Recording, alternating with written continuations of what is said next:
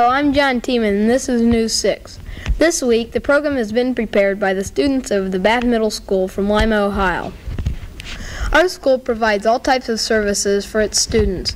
They include everything from an instructional media center, which, developed by our Board of Education, gives us books, films, and film strips, all the way to the school nurse, who helps with problems such as the recent group of students who had eaten poison seeds. But this sense of service doesn't stop with the teachers and administrators. On April 1st, Rob Cottrell presented a national flag to Bath Middle School. He said that it had flown over the nation's capital. He had gotten the flag by writing to Congress, and they were asked if a flag could be sent to our school. The flag that arrived was presented to the school in an assembly, and now it is flying over the middle school. And now over to Mindy Miller, who will show how Bath is connected to the rest of the world. Thank you, John. Don Goon is the father of 3 students at our school, Carl, Liz, and Barb Goon. Mr. Goon is also a prisoner of war for 5 years and 1 month. 2 classmates, Eloise Walker and Robin Page, and myself had a chance to talk to Mr. Goon and ask him about his experiences.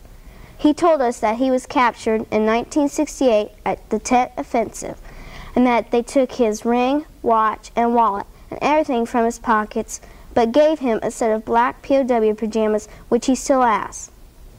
We asked him if he was mistreated, and he told us that he was fortunately not tortured, but that conditions were harsh. He gave us an example that food consisted of a soup from vegetables that were available around camp. And when we asked about the advice for others who might find themselves in that kind of situation, he said to keep your faith in God and your country, and keep your head, and everything will come out all right. After the signing of the peace accords in 1973, the prisoners were flown back to the United States. Mr. Goon was met by his family at Fort Knox on March 17, 1973. He said he received about 40 or 50 MIA POW bracelets like this, with his name on them, and told other people to keep their bracelets as souvenirs. Another man who went to Vietnam, among other places, was Mr. Chuck Long, a teacher at our school. He was a teacher and advisor for one of the 5 colleges in Vietnam. At times, the front of the war was only a mile away. In fact, Mr. Long told us at a time he saw 6 of his student teachers killed by a bomb. Now, on a happier note, here's Joyce Parkins with stories closer to home. Thank you, Mindy. This year in the 6th grade, our teachers teamed up and formed many exciting ideas and events. One included a newspaper project which resulted in trips to a newspaper office and to a TV station. We took different sections and found out what a newspaper is really like. We also have a newspaper at our school. Poems, stories, and pictures can be turned in to be used along with crossword puzzles. The advisors, Mrs. Runyon and Mrs. Bumbaugh, try to get as many articles in as possible so most of the students at the school can see their work in the paper. Any student or teacher at the school can have something in the paper. Even the principal, Mr. Whittington, who writes something called the Principal's Corner. He writes about things happening at the school. Another team teaching project was a convention which showed how presidents got elected. We made posters and listened to speakers and went through the whole process. First, we divided the 100 students of the pod into 2 groups, the Loyalists and the Federalists. The Loyalist Party picked Lori Derbyshire as their chairperson and elected Sue Vieira as their party candidate. And she picked Darrell Gossard as her vice presidential candidate for the election. The Federalists picked Pam Long for their chairperson and Lisa Thomas for their party presidential candidate. Lisa picked Joe Metcalf for her vice presidential candidate.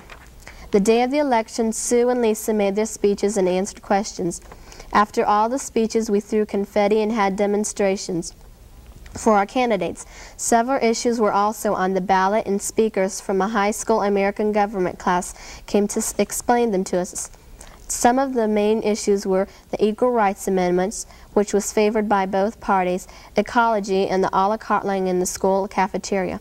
After the election, Sue was declared the winner.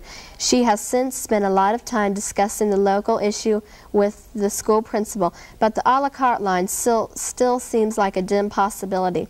Now over to Dwayne Derringer with some more stories from Bath Middle School. Thank you, Joyce. Our school has a student council made up of 4 6th graders, 6 7th graders, and 6 8th graders. The council discusses the problems of our school. Students are allowed to come to the after-school meetings and see what is going on. The president is Denise Loescher, and the advisor is the guidance counselor, Mrs. Mickey Lockwood. So far, we have had money-making projects, and we just had a dance for the 7th and 8th graders. More projects will be planned for the future. We are looking forward to see the results of the April 30th Logan County Hospital Walkathon that will be held near our school. Mrs. Shirley Brown, who has been working on the project for 10 years, told us that last year $30,000 was raised. This year they are looking to go over that figure so they can pay off a warming tray, which is a kind of incubator. All the 6th graders at our school went to the outdoor education classes at Camp Wilson near Bellefontaine, Ohio. We spent 2 nights and 3 days there. At 7 o'clock, reveille blew, and everyone was up and off to breakfast and to their first class, which included fishing lures, trees, an obstacle course, maps, art, and early American crafts such as candle and soap making. We took hikes, played games, and learned Indian crafts. One night we had a cookout and a campfire. We sang songs around the fire, and Paul Sestina, the camp director, told us a ghost story. According to some of the boys, the girls were very scared. Another night, we went on a hike without flashlights. We all had to write a letter home on the first day, but we found when we got home that we were faster than the mail, and the letters were waiting in our mailboxes. Now with an editorial, back to John. Thank you, Dwayne. In the last couple of months, we have had 2 fires in the boys' restrooms. Mr. Whittington, the school principal, has caught people smoking, and they were punished. A large percentage of the fires in America are related to smoking. We've been studying about cigarettes and social health, and there's an even better reason to stop smoking or never even begin. There's a warning on the side of the package and in advertising that we've all heard many times, but just once, listen to what it says. The Surgeon General has determined that cigarette smoking is dangerous to your health. Think about that phrase and think about your health. Then think before you light up that cigarette. Well, that about wraps it up from the students and teachers of the Bath Middle School. Have a good day.